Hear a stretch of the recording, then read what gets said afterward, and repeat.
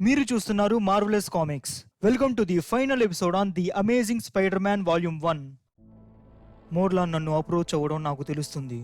So మోర్లాన్ కూడా ఆ power plant లోకే వస్తూ ఉంటాడు. అయితే పీటర్ ఒక రేడియో యాక్టివ్ ఫ్లూయిడ్ మీద వర్క్ చేస్తున్నాడు. సో మోర్లాన్ తన ఎనర్జీని సక్ చేసినప్పుడు అతను ఈ రేడియేషన్ ని పీల్చుకునేలా చేసి అతన్ని వీక్ గా చేయాలని పీటర్ అనుకుంటాడు. ఇంకా పీటర్ ఆ రేడియేషన్ ఫ్లూయిడ్ ని తన బాడీలోకి ఇంజెక్ట్ చేసుకుంటాడు. ఆ రేడియేషన్ లెవెల్ చాలా హైగా ఉంటుంది. నరాలు మండుతూ హార్ట్ ఎంతో వేగంగా కొట్టుకుంటూ పీటర్ ఇంకా కదల్లేక అక్కడే పడిపోతాడు. అయితే మోర్లాన్ పవర్ ప్లాంట్ లోకి వచ్చి పీటర్ దగ్గరకు వస్తాడు. నీలోని ఉన్న ఆ ప్యూర్ స్పైడర్ నన్ను ఇంకో 100 ఏళ్లు బ్రతకనిస్తుంది. నీ త్యాగం వృధా కాలేదు, గుడ్ బై అని పీటర్ ఎనర్జీని పీల్చుకోగా ఎంతో నొప్పిని ఫీల్ అవుతాడు మోర్లాన్. ఇంకా అప్పుడే పీటర్ కూడా స్పృహలోకి వస్తాడు. ఆ తర్వాత స్పైడర్ మ్యాన్ మోర్లాన్ ని కొడుతూనే ఉంటాడు. ప్రతి పంచ్ కి పీటర్ లో ఉన్న ఆ చెడు రేడియేషన్ మోర్లాన్ లోకి వెళ్తుంది.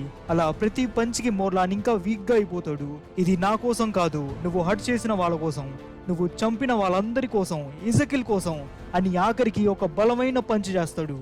ఆ పంచ్కి మోర్లాన్, చాలు, ఇంక నేను ఎప్పటికీ తిరిగి రాను, నన్ను వదిలేయి ప్లీజ్. దానికి పీటర్ అనుకుంటాడు, లేదు, వాడు నన్ను వదిలేసిన వేరే వాళ్ళ వెంట పడతాడు. వీడికి బాధ కలిగించి చంపేయొచ్చు, ఇప్పుడే చంపేయొచ్చు, ఇప్పుడే దీనంతా ముగించేయొచ్చు.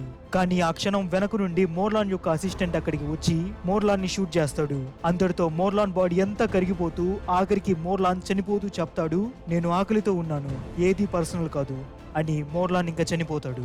అయితే పోలీసులు అక్కడికి రావడంతో స్పైడర్ మ్యాన్ మరియు డెక్స్ ఇద్దరు అక్కడి నుండి వెళ్ళిపోతారు. తర్వాత మోర్లాన్ ని కాల్చిన డెక్స్ దగ్గరకు స్పైడర్ మ్యాన్ వెళ్ళి, ఇంకా ఎప్పుడు అలా ఎవ్వరిని కాల్చుకు. దానికి డెక్స్, లేదు, అతను నన్ను చాలా గాయపరిచాడు.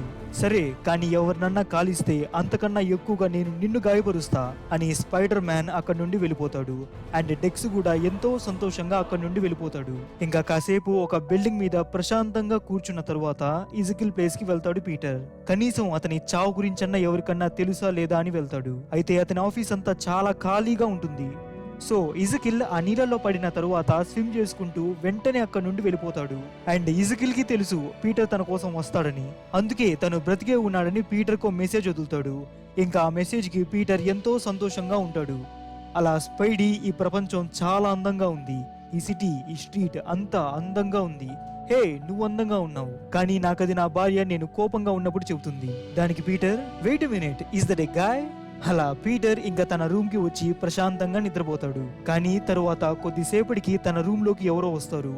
కింద పడి ఉన్న స్పైడర్ సూట్ ని చూసి ఇతనే స్పైడర్ మ్యాన్ అని కన్ఫర్మ్ చేసుకుంటారు.